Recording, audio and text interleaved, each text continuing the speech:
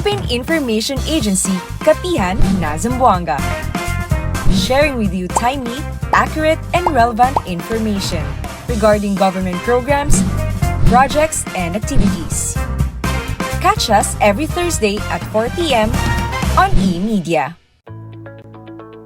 Buenos dias, Zamboanga. Welcome sa PIA Kapihan na Zamboanga sa SM City Pro, hatid ng Philippine Information Agency, SM City Pro, MCTV, and e-media. Mapapanood po ninyo ng live ang ating programa sa PIA Western Mindanao Facebook page and other government agencies' Facebook pages. Also in PRO9, Zanorte News Flash, Pagadian, and Zamboanga del Sur Media, Isa TV Channel 17, PCH Cable TV, and via cable televisions here in Zamboanga City at MCTV and e-media. Ang ating pong programa ay magdidiscuss po ng important topics that will help you make more informed decisions wherever you are.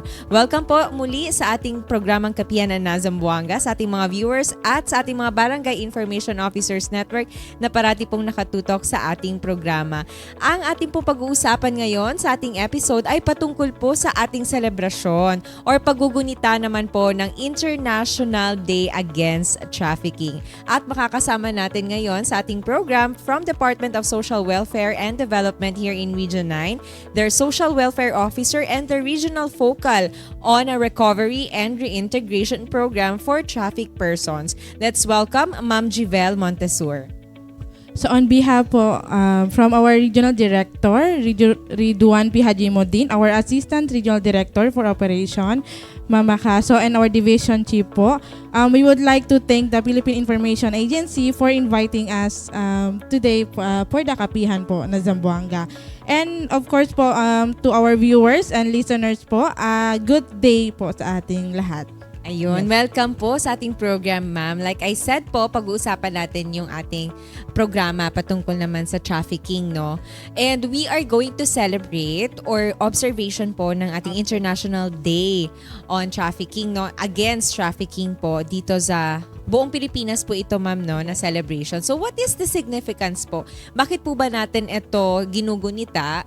At paano po ito nagbibigay ng importance, no, for the public? And how can the public then also take part dito sa ating observation?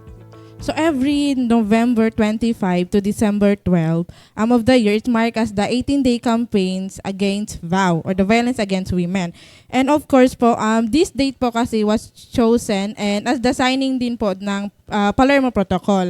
Yung Palermo Protocol po kasi is a international treaty po, no? Kumbaga dito, binigyan po kasi nila ng definition ang trafficking.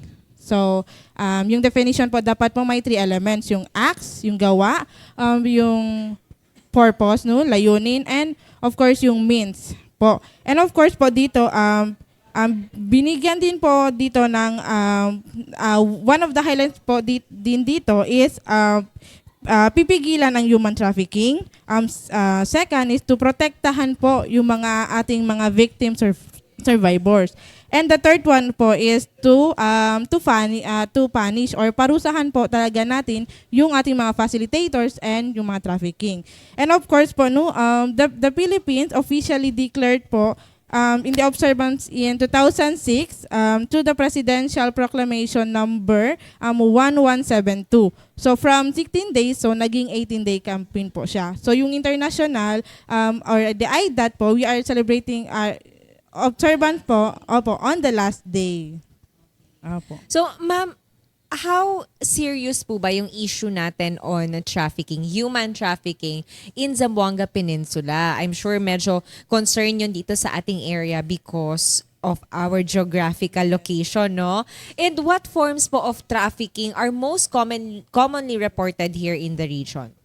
So yun nga po, no, as you mentioned, ma'am, the Zamboanga Peninsula po kasi when we look po yung strategic location, so malapit po tayo sa mga border at sa dagat. So ang Zamboanga City po kasi is a gateway, no, papunta sa Sabah, Sandakan, Malaysia, no, sa Bonggao. And of course po, so since madaming or madaling daanan po ito, nagagamit din po kasi ito ng mga recruiters or mga facilitators, no? Or kung baga yung sinasabi nila yung backdoor routes.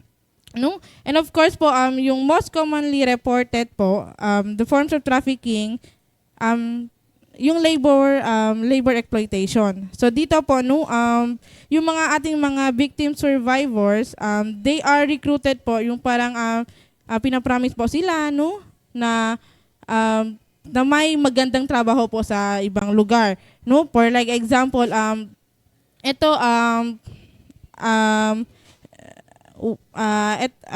ito yung pinag-overtime po sila, no? Like walang dagdag na compensation. And next po, ito kinukuha din po yung mga documents nila, no, para hindi po sila makatakas. So majority po talaga yung mga victim survivors natin ay yung mga OFW. So ating mga kababayan po, no? And of course, ito din yung ito yung parang hindi din po pinagbabantaan po din sila or tinatakot din po sila. Yun po. And of course po, a second po is yung sexual exploitation. So including po yung mga children that recently po kasi some victims, survivors po talaga natin, yung mga na-rescued victims are mga minors po. Pero yung mga victims natin ng trafficking, ma'am, are there mostly women and children? Kasi what are the main causes po or vulnerabilities that make individuals, especially women and children, targets of trafficking? Yes po, majority po talaga yung ating mga na-serve client, no, are women, no, and children. So the main causes or vulnerabilities po talaga is, the first one is yung poverty, kahirapan po, no? Kapag kulang ang kita, so that's why madali po silang manlinlang or madali lang po talaga silang ma-recruit, no? And next po is yung lack of education and awareness po nila. Third one po is yung family problem, no? Especially po yung mga children, yung mga batang inabandona, neglected, or lumaki po talaga sa problemadong tahanan, no? Sila po ay yung vulnerable, at saka mataas po yung risk nila, no, ma-recruit or manipulate po ng ibang tao. And of course, ito din po yung unemployed or lack of opportunities po.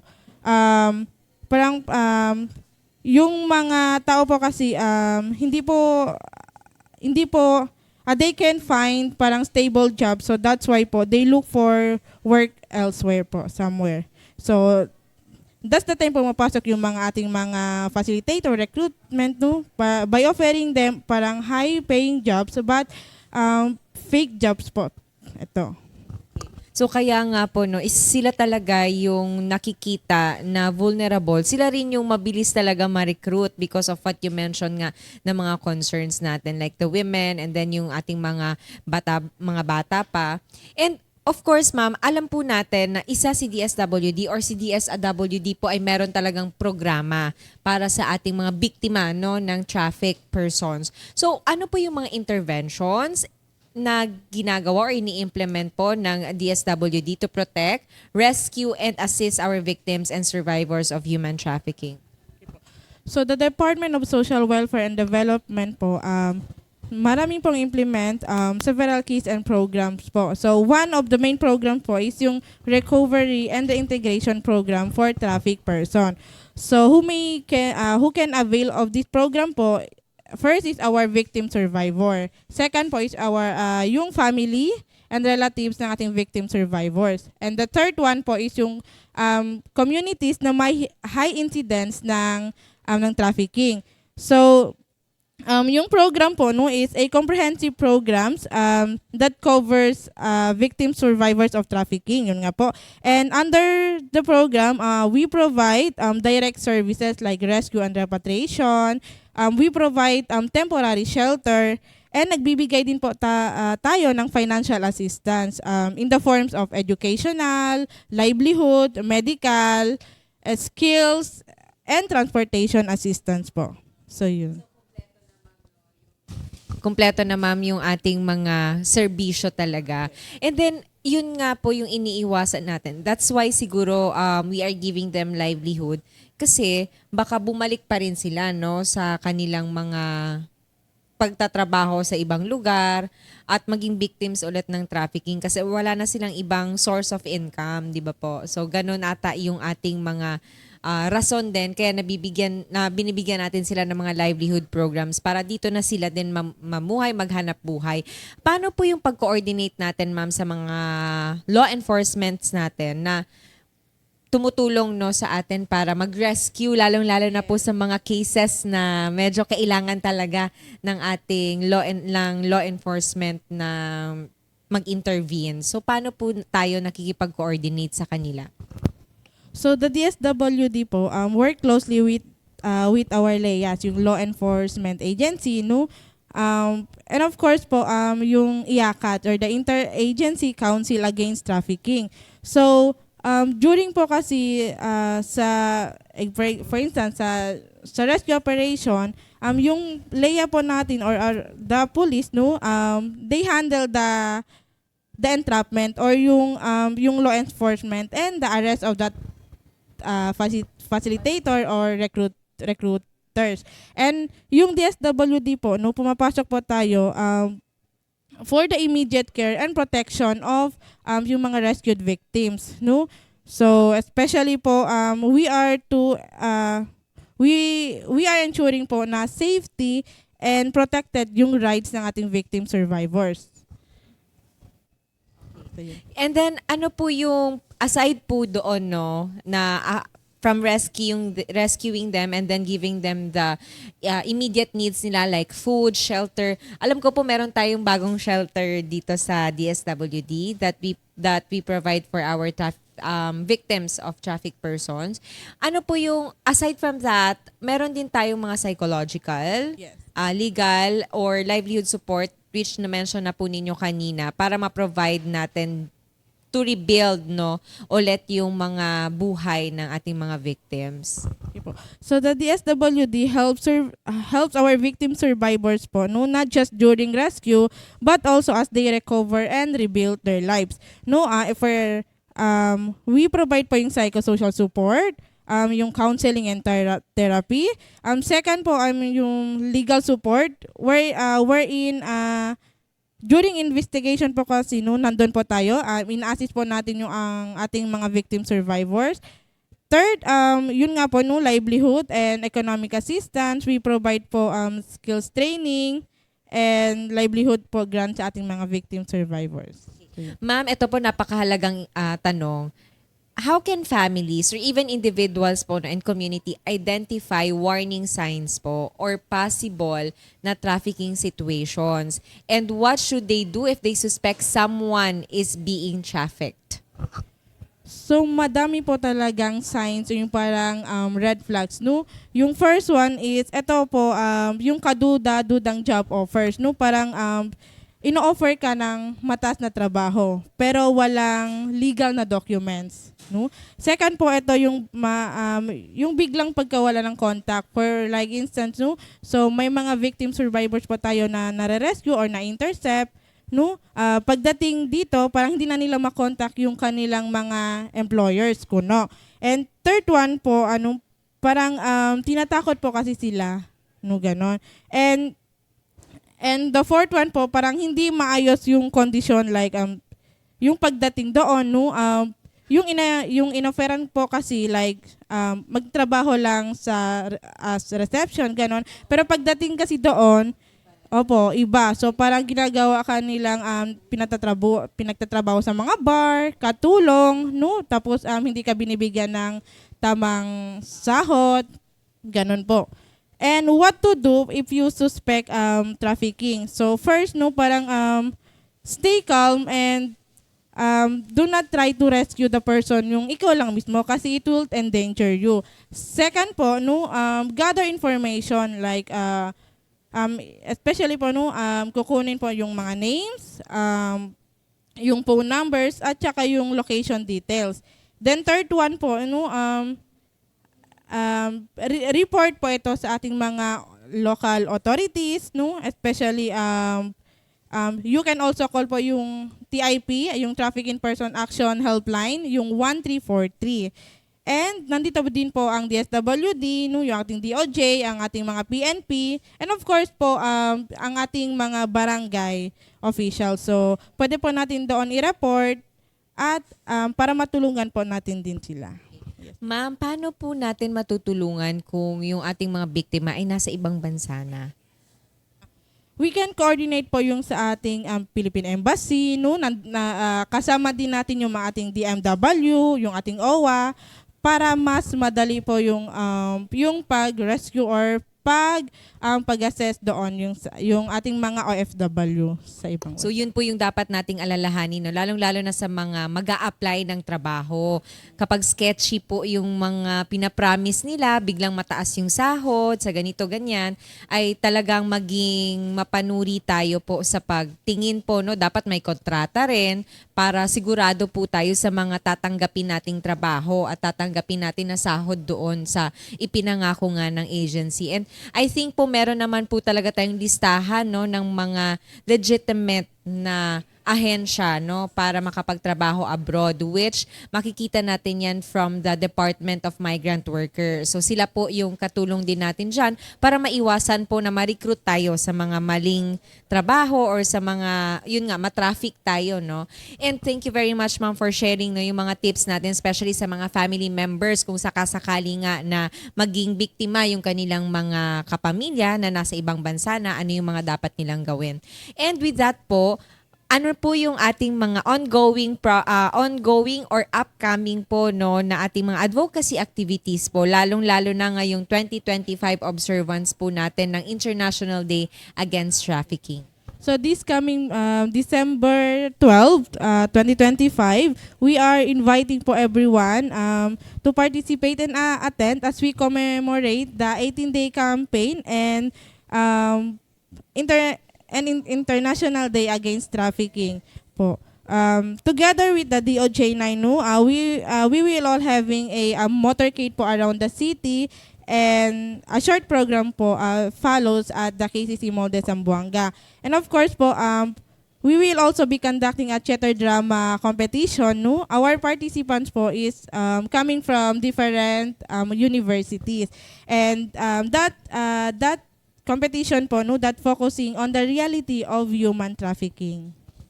At dahil po dyan makikilahok po, no, si PIA, dahil miyembro po tayo ng ating Regional Interagency Council po, no, on against trafficking. So with that po, no, sana po yung ating mga manonood, sana po ay makanood sa ating programa, which is on December 12 po sa KCC Mall, yung kanilang program ng International Day, no, against trafficking. Ma'am, meron pa rin po ba tayong mga natatanggap reports na mga community-based po yung mga victims ng traffic?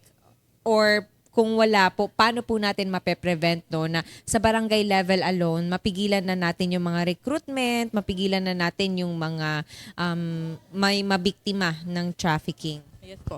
Currently po, no, may natatanggap pa din po tayong mga reports, and aside din po yung sa pag-rescue and pagbibigay ng financial assistance, we also doing po yung training and capacity building sa ating mga LGU, sa ating mga barangay. And of course po, nagdi-distribute din po tayo ng mga flyers or advocacy, no, and social, and we also do just like this one po, yung social media campaigns. And nagpa-partnership din po tayo sa ating mga non-government organization, no? And of course po, with this po, we strengthen po yung ating local anti-trafficking efforts by joining yung IACAT, no, yung Regional Interagency Council, and yun po. Ma'am, thank you very much po, no, for sharing with that po yung ating mga programs, yung mga pag-prevention po natin. But any challenges po na nakikita natin on the implementation or yung ating combating talaga ng trafficking? Sige po. The biggest challenge po kasi that we face, no, may mga underreporting cases, no, parang hindi ang many victim survivors, no, they do not report because they fear, no, natatakot po sila sa kanilang mga facilitator, and of course din po yung mga stigma, yung na-receive nila, and yung lack of awareness din po kasi nila about being a victim survivors ng trafficking. Ma'am, meron kasi mga possibilities na once na rescue sila, meron din bang possibilities na bumabalik pa rin sila doon? May mga cases ba tayong nakitang ganon? Yes po, may mga cases din po, but yun nga po, parang make sure po natin na lahat po yung mga victim survivors natin ay bibigyan po natin ng livelihood, no, para hindi na po sila bumalik sa kanilang dating gawain or maging biktima ulit, or baka sila mismo yung magre-recruit ng mga biktima. Yes, yun yung iniiwasan natin. And I'm sure, aside from livelihood program, tinutulungan din sila ng mga ibang agencies natin na makapaghanap din, no, ng ng trabaho. Lalong-lalo na hindi lang po si DSWD yung nagbibigay talaga ng programs and services sa mga victims of trafficking or victims of trafficking nga, na meron din ibang agencies, no? Like I mentioned kanina na meron tayong council, no? May regional council tayo for that. Ma'am, huli na lamang po yung message natin sa public for this year's celebration natin ng International Day Against Trafficking, and how can us ordinary people po, no, take part, or mga ordinary citizens natin to join yung ating observation. So human trafficking, no, is a serious crime that robs people of their freedoms, dignity po. So every year, the IDAT po, it reminds us that each one of us has a role to play. So hindi lang po kaya ni DSWD or ng ibang agency na kami-kami lang po ang so kailangan din po namin yung tulong ng ating mga communities para ma-prevent yung human trafficking.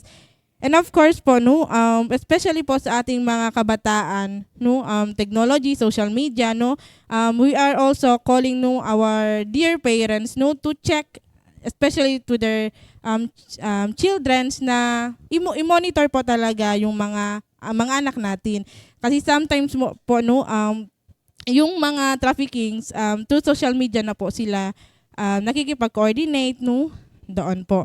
And of course, we must always stay alert and report immediately if may suspicious na po, no, yung mga gawain na hindi na hindi tama. And of course, ito lang po, no, so ending human trafficking requires everyone's action po. Yun po. Cooperation din talaga.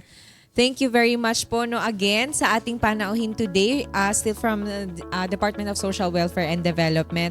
Sama-sama po tayo magtulungan din, no, para po ma-end din po natin yung trafficking dito sa ating rehiyon. Lalong-lalo na crucial din po yung ating area, no, sa pagsugpo ng human trafficking. So with that, thank you again, Mama Jivel Montesur. Parati kami nagkikita sa ating mga quarterly meetings, no, sa ating RIACAT Bausi meeting. Thank you very much po again sa ating panauhin from DSWD, the Social Welfare Officer po, Ma'am Jivel Montesor. Thank you very much po.